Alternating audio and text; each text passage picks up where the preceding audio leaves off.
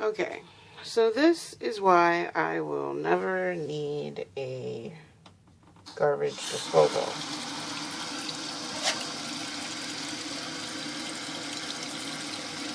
Yep, that's a butter knife.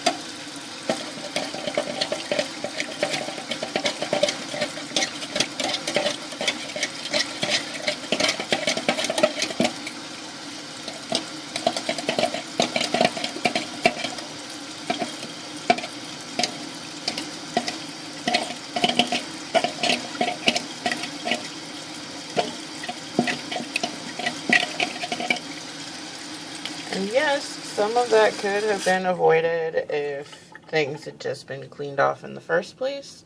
But when you go to clean stuff out of the fridge and you get all that nasty uckiness, I can understand the need of it ending up in the sink. So, disposal? Nope. Butter knife. Yes.